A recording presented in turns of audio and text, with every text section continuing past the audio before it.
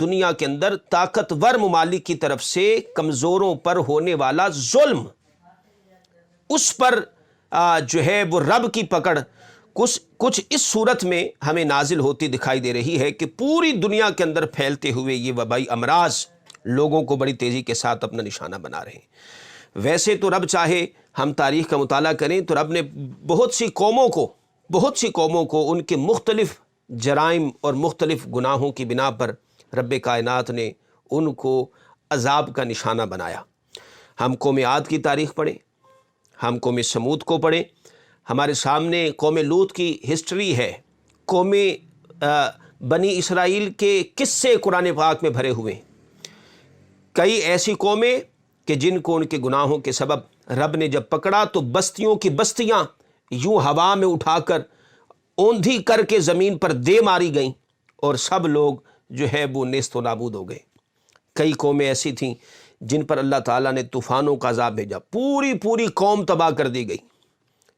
ان پر سیلاب مسلط کر دیے گئے، پانی کا عذاب ان پر دے دیا گیا، وہ سب اسی پانی میں غرق ہو گئے۔ کچھ قوموں کی اللہ نے شکلیں بدل دیں، وہ جانوروں کی شکلوں میں بدل دیے گئے اور نتیجتاً وہ اللہ کے عذاب کا نشانہ بن کر تباہ و برباد ہو گئے۔ اللہ تعالیٰ نے پوری قوم کو ایک ہی دن کے اندر، ایک لمحے کے اندر تباہ و برباد کر دیا ان کے گناہوں کے سبب سے۔ لیکن آج اگر ہم موجودہ حالات پر نگاہ ڈالیں تو سامعین محتشم، آج کے دور میں انسانیت کی طرف سے ڈھائے جانے والے مظالم اور ان کی طرف سے صادر ہونے والے اعمال اور گناہ سامعین محتشم کسی طور پر بھی پچھلی قوموں سے کم نہیں ہیں۔ لیکن وجہ کیا ہے کہ ایز اے ہول پوری قوم پر اللہ تعالیٰ کا عذاب نہیں آتا ہے۔ ہاں، وہ ہمیں بیدار کرنے کے لیے، وہ ہمارے ضمیر کو جھنجھوڑنے کے لیے، وہ ہمیں توبہ کی طرف بلانے کے لیے کبھی نہ کبھی کوئی ٹریلر چلاتا ہے، وہ جزوی طور پر ہمیں میسج دیتا رہتا ہے۔ کبھی آسمانی آفات آتی ہیں، کبھی زمینی بلیات آتی ہیں، کبھی مصائب، کبھی مختلف امراض پھوٹ پڑتے ہیں تاکہ ہم لوگوں کو خدا یاد رہے، رب یاد رہے، اس لیے کہ اس نے اپنے محبوب سے وعدہ کیا کہ ما کان اللہ لیعذبہم وانت فیہم، محبوب یہ ایک تیری رحمت کا سہارا ہے جو انہیں بچائے ہوئے ہے، وگرنہ جو کرتوت یہ کر رہے ہیں وہ ہم دیکھ رہے ہیں، وہ کسی طور پر بھی پچھلی قوموں سے کم نہیں۔ ہم چاہیں تو ایک لمحہ میں ان کو تباہ و برباد کر دیں، لیکن محبوب یہ تیری نسبت ہے، تیرا تعلق ہے جو ان کو بچائے ہوئے ہے، وگرنہ سامعین محتشم ہماری کیا اوقات پچھلی قومیں چھوٹے گناہوں پر پکڑ لی جائیں اور آج اتنے بڑے گناہ مختلف قوموں سے سرزد ہو جائیں، لیکن پھر بھی ہم بچے ہوئے ہیں۔ وجہ کیا ہے کہ آقا پورے قد سے جو کھڑا ہوں تو یہ ہے تیرا کرم، مجھ کو جھکنے نہیں دیتا ہے سہارا تیرا، اور لوگ کہتے ہیں کہ سایہ تیرے پیکر کا نہ تھا، میں تو کہتا ہوں جہاں بھر پہ ہے سایہ تیرا۔ یہ حضور کی نسبت ہے جو ہمیں بچائے ہوئے۔ لیکن یہ اللہ تعالیٰ کبھی نہ کبھی ہمیں اپنی طرف بلانے کے لیے، اپنی یاد دلانے کے لیے پھر ایسی چھوٹی آزمائشیں جو ہیں وہ قوموں پر مسلط کر دیتا ہے۔ اور پھر سامعین محتشم اس حوالے سے یہ تو میں نے اوورآل پوری دنیا کے حالات پر ایک نگاہ ڈالی کہ کس طرح سے یہ ایک وائرس بیماری بن کر پوری دنیا کے اندر پھیل رہا ہے۔ آج اقوام عالم کو اور انسانیت کے ان علم برداروں کو کہ جن کو جانور کے مرنے پر تو تکلیف ہوتی ہے، لیکن انسانیت کس طرح سے ذبح کی جا رہی ہے اس پر ان کا ضمیر بیدار نہیں ہو رہا، اس پر ان کی انسانیت نہیں جاگ رہی۔ ان کو سوچنا چاہیے کہ کہیں یہ بڑھتی ہوئی وبا ہماری اس مجرمانہ خاموشی اور ظالموں کے بڑھتے ہوئے ظلم کا نتیجہ تو نہیں ہے، اس پر ہمیں سوچنا ہوگا۔ اور پھر میں اب بالخصوص امت مسلمہ سے مخاطب ہونا چاہتا ہوں کہ ہم جو اپنے آپ کو مسلمان کہتے ہیں، ہم جو خود کو صاحب ایمان کہلاتے ہیں، ہم موحد کہلاتے، ہم بھی ذرا اپنے گریبانوں میں جھانکیں کہ ہم کہاں کھڑے ہیں۔ میں اس حوالے سے فقط ایک حدیث آپ کے سامنے رکھنا چاہتا ہوں۔ حضرت عبداللہ ابن عمر اس حدیث کے راوی ہیں، امام ابن ماجہ نے اپنی سنن کے اندر اس حدیث کو نقل کیا ہے۔ قال رسول اللہ صلی اللہ علیہ وسلم یا معشر المہاجرین خمس اذا ابتلیتم بہن واعوذ باللہ ان تدرکوہن، آقا فرماتے 5 چیزیں ایسی ہیں کہ جب تم ان میں مبتلا ہو گئے اور پھر حضور نے ہاتھ اٹھائے کہا میں اللہ کی پناہ مانگتا ہوں کہ اے صحابہ تم ان میں مبتلا ہو، یعنی میں اللہ سے تمہارے لیے دعا مانگتا ہوں کہ تم ان 5 چیزوں میں کبھی بھی مبتلا نہ ہو، تم ہمیشہ بچے رہو۔ آقا فرماتے یہ 5 چیزوں میں اگر کوئی قوم مبتلا ہو گئی تو پھر اس کو تباہ ہونے سے کوئی نہیں بچا سکتا۔ وہ 5 چیزیں کیا ہیں؟ آقا فرماتے لم تظہر الفاحشۃ فی قوم قط حتی یعلنوا بها الا فشا فیہم الطاعون والاوجاع التی لم تکن مدت فی اسلافہم۔ آقا فرماتے پہلی چیز یہ کہ جب کسی قوم کے اندر فحاشی عام ہو جائے اور اعلانیہ طور پر لوگ فحش ہو جائیں، فحش گو ہو جائیں اور بے حیائی والے کام کرنے لگیں، فحاشی کو فروغ ملنے لگے، اس کو کوئی روکنے والا نہ ہو، کوئی ٹوکنے والا نہ ہو، اور لوگ اس قدر بے حیا ہو جائیں کہ وہ کھلے عام کھلے بندوں فحاشی والے کام کر رہے ہوں، عریانی والے کام کر رہے ہوں، تو پھر آقا فرماتے ہیں جب فحاشی اور بے حیائی عام ہو جائے تو پھر کیا ہوتا ہے؟ فشا فیہم الطاعون والاوجاع، پھر ان میں طاعون جیسی بیماریاں، ان میں ایسی دیگر وبائیں امراض جو ہیں وہ جنم لیتی ہیں، مختلف بیماریاں پھر اللہ تعالیٰ ایسی قوم کے اندر پیدا فرما دیتا ہے کہ جو قوم بے حیا ہو جائے، بے شرم ہو جائے۔ اذا فاتک الحیاء فافعل ما شئت، آقا فرماتے ہیں جب کسی قوم کی حیا مر جائے، کوئی شخص جب بے حیا ہو جائے تو پھر جو مرضی کرتا پھرے، پھر قیامت کے دن اللہ تعالیٰ اس کو ایسا پکڑے گا کہ اسے کوئی چھڑا نہیں سکتا ہے۔ آقا فرماتے ہیں جب فحاشی عام ہو جاتی ہے تو پھر اس میں اللہ تعالیٰ طاعون اور دیگر وبائی امراض جو ہے وہ پھیلا دیتا ہے۔ آج دیکھیں آج ہم جن حالات میں ہم زندگی گزار رہے ہیں، آج ڈراموں کی شکل میں، فلموں کی شکل میں، اور ہم مختلف جو ہے اپنے شوق اور اپنی خواہشات کو پورا کرنے کے لیے بالکل اس بات کی پرواہ نہیں کرتے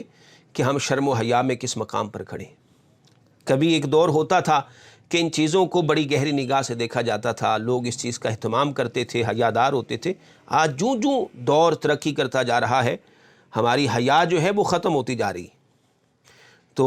حضور علیہ الصلوۃ والسلام نے فرمایا کہ جب حالات اس نہج پر آ جائیں کہ حیا قوموں میں سے ختم ہو جائے اور شرم ختم ہو جائے تو پھر مختلف وبائیں سر اٹھاتی ہیں، بیماریاں پھیلنے لگ جاتی ہیں۔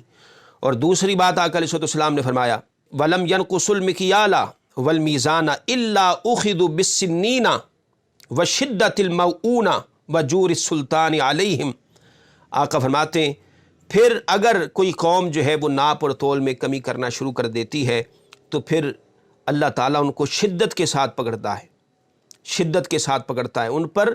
ان پر ظالم حکمران مسلط کر دیے جاتے ہیں، ظالم حکمران مسلط کر دیے جاتے ہیں، ان پر سختیوں کے دروازے کھل جاتے ہیں۔ کب؟ جب ناپ اور تول میں کمی کی جاتی۔ آج دیکھیں اپنے بازاروں کے حال دیکھیں، آج یہ دکاندار، یہ تاجر حضرات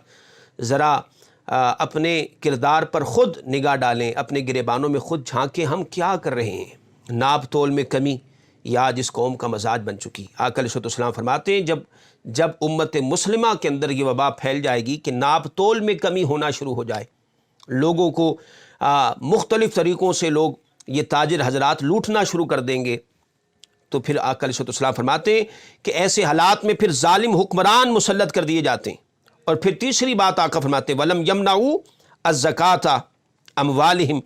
وَلَمْ يَمْنَعُوا الزَّكَاةَ أَمْوَالِهِمْ إِلَّا مُنِعُوا الْقَطْرَ مِنَ السَّمَاءِ وَلَوْلَا الْبَهَائِمُ لَمْ يَمْطُرُوا۔ آقا فرماتے ہیں پھر اگر اس قوم کے اندر آقا علیہ السلام نے فرمایا کہ لوگ زکوٰۃ دینا بند کر دیں گے تو اللہ تعالیٰ ان پر سے آسمان کی بارش بند فرما دے گا، پھر آسمان سے پانی نہیں برسے گا۔ آقا فرماتے ہیں کہ جب جو لوگ صاحب نصاب ہیں جب وہ زکوٰۃ دینا بند کر دیں گے تو پھر حضور فرماتے ہیں کہ پھر آسمان سے بارش نہیں برستی ہے، اللہ تعالیٰ بارش کو روک لیتا ہے۔ اور حضور فرماتے ہیں کہ اگر اللہ تعالیٰ کو ان معصوم جانوروں کا خیال نہ ہوتا تو لوگوں کے اس گناہ کی وجہ سے آسمان سے کبھی بارش نازل نہ ہوتی۔ حضور علیہ الصلوۃ والسلام نے چوتھی چیز جو بیان فرمائی، آقا فرماتے وَلَمْ يَنْقُضُوا عَهْدَ اللَّهِ وَعَهْدَ رَسُولِهِ إِلَّا سَلَّطَ اللَّهُ عَلَيْهِمْ عُدُوًّا مِّنْ غَيْرِهِمْ فَأَخَذُوا بَعْضَ مَا فِي أَيْدِيهِمْ آقا فرماتے ہیں پھر جب مسلمان اللہ کے عہد کی اور اللہ کے رسول کے عہد کی پرواہ نہ کریں اور اپنے معاہدوں کو توڑنا شروع ہو جائیں اور اللہ تعالیٰ سے کیے ہوئے وعدوں کو بھول جائیں، یعنی اللہ تعالیٰ کی بارگاہ میں جھکنے سے قاصر ہو جائیں اور اس کے فرائض اور واجبات کو بھلا دیں کہ ہم نے کس طرح سے اس کے فرائض کو پورا کرنا ہے، ہم کس طرح سے اس کی طرف سے دیے گئے احکامات کے پابند ہیں۔ انسان اللہ کی لگائی ہوئی پابندیوں سے جب آزاد ہو جاتا ہے اور اللہ اور اس کے رسول صلی اللہ علیہ وسلم کے احکامات کی پرواہ نہیں کرتا تو آقا علیہ السلام فرماتے ہیں الا صلت اللہ علیہم عدوا، اللہ تعالیٰ پھر ان پر ان کے دشمنوں کو جو ہے وہ مسلط کر دے گا۔ وہ پھر کیا کریں گے؟ ان سے ان کے مال و متاع کو چھین لیں گے، پھر یہ قوم کمزور ہو جائے گی اور ان کے دشمن ان پہ غالب آ جائیں گے اور یہ دشمنوں کے سامنے کمزور ہو کر مغلوب ہو جائیں گے۔ اور پھر اس کے بعد آقا علیہ السلام نے پانچویں چیز بیان فرمائی وما لم تحکم ائمتہم بکتاب اللہ ویتخیروا مما انزل اللہ الا جعل اللہ بأسہم بینہم۔ آقا فرماتے ہیں جب مسلمانوں کے حکمران اللہ کی کتاب سے ہٹ کر فیصلے کرنے لگیں گے اور جو احکامات اللہ نے آسمان سے نازل کیے ہیں ان احکامات کو اختیار نہیں کریں گے تو آقا علیہ السلام فرماتے ہیں پھر اللہ تعالیٰ مسلمانوں کو باہمی طور پر جو ہے وہ لڑانا شروع کر دے گا۔ پھر اللہ تعالیٰ کی طرف سے پکڑ کچھ اس انداز میں آئے گی کہ لڑائیاں عام ہو جائیں گی، لوگ ایک دوسرے کے دشمن ہو جائیں گے، دست و گریبان ہو جائیں گے، چھوٹی چھوٹی بات پر لوگ جذباتی ہو کر ایک دوسرے کے مخالف ہو جائیں گے، جھگڑے بڑھیں گے، لڑائیاں بڑھیں گی، دشمنیاں عداوتیں پیدا ہو جائیں گی، صبر ختم ہو جائے گا، برداشت ختم ہو جائے گی۔ تو آقا علیہ السلام نے ان 5 چیزوں کا ذکر فرما دیا، 5 چیزوں کا۔ بے حیائی کا ذکر کیا کہ جب مسلمان قوم بے حیا ہو جائے گی تو پھر بیماریاں جنم لیں گی۔ ناپ تول میں جب مسلمان کمی کرنا شروع کر دیں گے تو قحط سالی ان کا مقدر بن جائے گی، ان پر سخت مشقت جو ہے یہ مسلط کر دی جائے گی۔ جب یہ قوم زکوٰۃ ادا نہیں کرے گی تو اللہ تعالیٰ بارشیں ان پر سے روک لے گا۔ اور پھر فرمایا جب اللہ اور اس کے رسول کے وعدوں کو توڑا جائے گا، اللہ کے احکامات کی پرواہ نہ کی جائے گی تو پھر دشمنوں کو مسلمانوں پہ مسلط کر دیا جائے گا۔ اور جب حکمران اللہ کے دیے ہوئے نظام کے مطابق فیصلے نہیں کریں گے تو آقا علیہ السلام فرماتے ہیں پھر مسلمان آپس میں دست و گریبان ہونا شروع ہو جائیں گے۔